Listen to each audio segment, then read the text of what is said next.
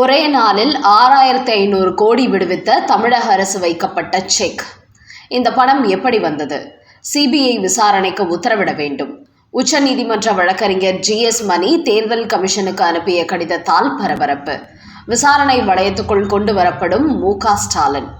வணக்கம் நண்பர்களே. தமிழக முதலமைச்சர் மு.க. ஸ்டாலினை பொறுத்தவரை 2026 சட்டமன்ற தேர்தலில் வெற்றி பெற்று மீண்டும் தான் முதலமைச்சராகிவிட வேண்டும் என்பதில் படு தீவிரம் காட்டுகிறார். அதற்காக எதையும் செய்வதற்கு அவர் துணிந்து விட்டார். இதன் காரணமாக கடந்த 2021 சட்டமன்ற தேர்தலுக்கு முன்பு தான் ஆட்சிக்கு வந்ததும் அனைத்து இல்லத்தரசிகளுக்கும் 1000 ரூபாய் மாதம்தோறும் உரிமை தொகை கொடுக்கப்படும் என்று சொன்னவர் கடந்த 2 ஆண்டுகளாகத்தான் கொடுத்து வருகிறார். அதுவும் வாக்குறுதி கொடுத்தது போன்று அனைத்து இல்லத்தரசிகளுக்கும் கொடுக்காமல் குறைவான மகளிருக்கு மட்டுமே கொடுத்து வருகிறார். இந்த நேரத்தில் 5 ஆண்டு திமுக ஆட்சியின் மீது தமிழக மக்களிடையே அதிருப்தி அதிகரித்து விட்டதால் மீண்டும் தன்னால் வெற்றி பெற முடியாது என்பதை தெரிந்து கொண்டார் மு.க. ஸ்டாலின். அதன் காரணமாகவே பெண்களுக்கு ஏற்கனவே பல இலவசங்களை கொண்டு வந்திருப்பவர் இந்த உரிமை தொகை விவகாரத்தில் மீண்டும் தன்னை வெற்றி பெற வைத்தால் மாதந்தோறும் 2000 ரூபாய் தரப்படும் என்று அறிவித்துள்ளார். அதோடு தேர்தல் தேதி அறிவித்த பிறகு யாருக்கும் எந்த நிதியும் வழங்க முடியாது என்பதனால் அடுத்த 3 மாதங்களுக்கும் சேர்த்து 3000, கோடைக்கால சிறப்பு தொகை 2000 என ஒவ்வொரு மகளிருக்கும் 5000 ரூபாய் அவர்களது வங்கிக் கணக்கில் செலுத்தினார் மு.க. ஸ்டாலின். அந்த வகையில் ஒரே நாளில் 6500 கோடி ரூபாய் தமிழக அரசு சார்பில் அவர் விடுவித்தார். இதுவரை இலவசங்களுக்காக இந்திய அளவில் எந்த ஒரு அரசாங்கமும் இவ்வளவு பெரிய நிதியை ஒரே நாளில் விடுவித்ததில்லை. இந்த நிலையில்தான் மகளிர் உரிமை தொகை திட்டம் என்பதன் பெயரில் ஒரே நாளில் வங்கிக் கணக்குகளில் 5000 ரூபாய் வரவு வைத்ததில் விதிமீறல் உள்ளது. அதனால் இந்த விவகாரத்தில் தமிழக அரசின் மீது சிபிஐ விசாரணைக்கு உத்தரவிட வேண்டும் என்று உச்சநீதிமன்றத்தை சேர்ந்த வழக்கறிஞர் ஜி.எஸ். மணி என்பவர் இந்திய தேர்தல் கமிஷனுக்கும் தலைமை செயலருக்கும் ஒரு மனு அனுப்பியிருக்கிறார். அதில் என்ன கூறப்பட்டுள்ளது என்றால், பெண்களுக்கு மாதந்தோறும் 5000 ரூபாய் கொடுத்தால் கூட யாருக்கும் எந்த ஆட்சேபனையும் இல்லை. ஆனால் எந்த ஒரு பயனாளர்களும் 3 மாதங்களுக்கு முன்பு முன்பணம் கோடைக்கால சிறப்பு தொகை என்று தமிழக அரசிடத்தில் கேட்காத நிலையில் தேர்தலை மனதில் கொண்டு வங்கிக் கணக்கில் 5000 ரூபாய் வரவு வைக்கப்பட்டுள்ளது. அந்த வகையில் இந்த 5000 என்பது சட்டமன்ற தேர்தலில் திமுகவுக்கு ஓட்டு போட வேண்டும் என்பதற்காக உரிமை தொகை என்பதன் பெயரில் தமிழக அரசு முறைகேடாக வழங்கியிருக்கிறது. இப்படி வாக்காளர்களின் ஓட்டுகளை பெறுவதற்காக 5000 ரூபாயை வழங்கியது விதிமுறைகளுக்கு மாறானது, சட்டத்துக்கு புறம்பானது. அந்த வகையில் இந்த திட்டத்தின் இயல்பான கால அட்டவணையை மாற்றி முன்கூட்டியே ஒரே நாளில் 3 மாதங்களுக்கும் சேர்த்து நிதி வழங்கப்பட்டுள்ளது.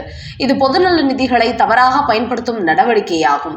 அதனால் தமிழக அரசின் இந்த செயல்பாட்டை சிபிஐ அல்லது சென்னை உயர்நீதிமன்ற ஓய்வு பெற்ற நீதிபதி தலைமையில் சிறப்பு புலனாய்வு குழு அமைத்து தீவிர விசாரணைக்கு உத்தரவிட வேண்டும் என்று உச்சநீதிமன்ற நீதிபதி ஜி.எஸ். மணி அந்த மனுவில் கேட்டுக்கொண்டுள்ளார். ஏற்கனவே 3 மாதங்களுக்கும் ஒரே நாளில் கொடுத்திருப்பதோடு கோடைக்கால சிறப்பு தொகை என்று 2000 கொடுத்திருப்பது கடுமையான விமர்சனங்களை ஏற்படுத்தி வருகிறது. அப்படி என்றால் கடந்த 4 ஆண்டுகளும் ஏன் கோடை நேரத்தில் மகளிருக்கு மு.க. ஸ்டாலின் சிறப்பு தொகை கொடுக்கவில்லை என்கிற கேள்விகளும் எழுந்து வருகிறது. அந்த வகையில் கடந்த 2 ஆண்டுகள் பொங்கலின் போது ரேஷன் கடைகளில் 1 பைசா கொடுக்காத மு.க. ஸ்டாலின் இந்த ஆண்டு தேர்தல் வரப்போகிறது என்றதும் 3000 கொடுத்தார். இப்போது 3 மாதங்களுக்கும் சேர்த்து முன்கூட்டியே 3000 மகளிர் தொகை கொடுக்கிறார். கூடுதலாக 2000 கொடுக்கிறார். இது எல்லாமே தேர்தலை கருத்தில் கொண்டுதான் அவர் கொடுத்துள்ளார் என்பது அனைவருக்கும் தெரியும். இந்த நிலையில் தான் இந்த விவகாரத்தில் தனது சுயநலனுக்காகவே பொதுமக்களின் ஓட்டுகளை பெற வேண்டும் என்பதற்காகவே முன்கூட்டியே மு.க. ஸ்டாலின் இந்த பணத்தை விடுவித்து இருப்பதாக சொல்லி இதுகுறித்து விசாரணை நடத்த வேண்டும் என்று இந்த மனு கொடுக்கப்பட்டுள்ளது. அதனால் விரைவில் தமிழக அரசின் தலைமை செயலர் உள்ளிட்ட முக்கிய அதிகாரிகள் சிபிஐ விசாரணைக்கு உட்படுத்தப்படுவார்கள் என்பது தெரிய வந்துள்ளது. அதுவும் உச்சநீதிமன்ற வழக்கறிஞரை இந்த விஷயத்தில் தலையிட்டு இருப்பதால் கண்டிப்பாக இதில் சட்ட ரீதியான நடவடிக்கை தொடரும். அது மட்டுமின்றி மு.க. ஸ்டாலினை பொறுத்தவரை மார்ச் மாதத்தில் இலவச அறிவிப்புகளுக்கு தடை போட உச்சநீதிமன்றம் திட்டமிட்டதை அறிந்து அதற்கு முன்கூட்டியே இந்த நிதியை கொடுத்துவிட வேண்டும். அப்போதுதான் திமுகவுக்கு தமிழ்நாட்டு பெண்கள் ஓட்டு போடுவார்கள் என்பதனால் இந்த விஷயத்தை வெளியில் கசிய விடாமல் சத்தமில்லாமல் செய்துவிட்டார். அதனால்தான் உச்சநீதிமன்ற தரப்பிலிருந்து வழக்கறிஞர் ஜி.எஸ். மணி இந்த மனுவை தேர்தல் கமிஷனுக்கும் தலைமை செயலருக்கும் அனுப்பியுள்ளார். இதில் உச்சநீதிமன்றமே கூட சம்பந்தப்பட்டிருக்கலாம் என்றும் கூறப்படுகிறது.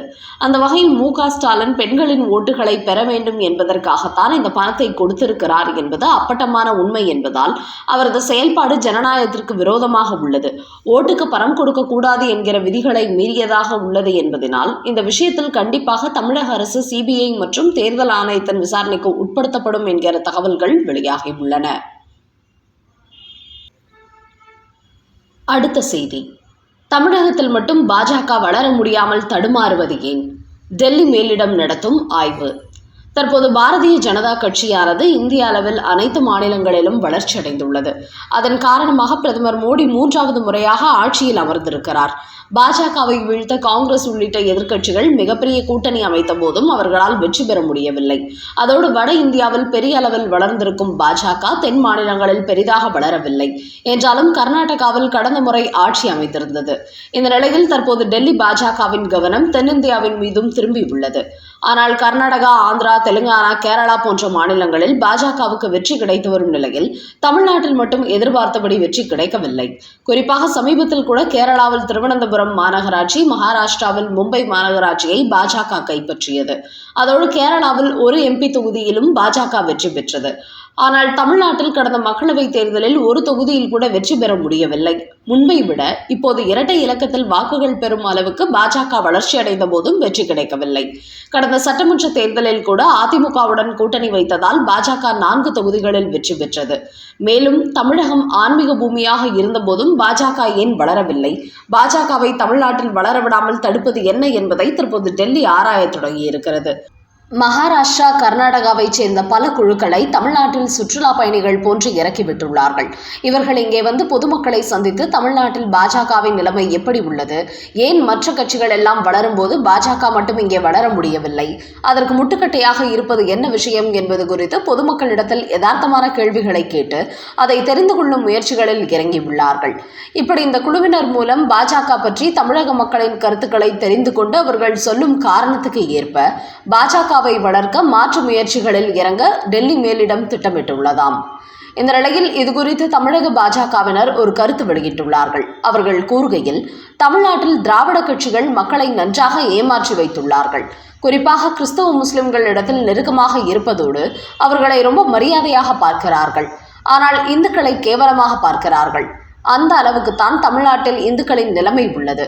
அதனால் பாஜக போன்ற கட்சிகள் தமிழ்நாட்டில் கட்சி வளரக்கூடிய சரியான தலைவர்களை நியமிக்க வேண்டும். அண்ணாமலை போன்ற திராவிட கட்சிகளை அலறவிடக்கூடிய தலைவர்களை நியமித்தால்தான் தமிழ்நாட்டில் பாஜக வளரும். அவரை நிரந்தர தலைவராக நியமிக்க வேண்டும். அப்போதுதான் தமிழ்நாட்டில் பாஜக வளரும். அப்படி இல்லாமல் பெயரளவுக்கு மட்டும் தலைவர்களை நியமித்தால் இந்த கட்சி வளர்வதற்கு வாய்ப்பே இல்லை. கடைசி வரை நோட்டாவுடன் போட்டி போடும் கட்சியாகத்தான் இருக்கும் என்று பாஜகவினர் தங்களது கருத்துக்களை பதிவிட்டு வருகிறார்கள்.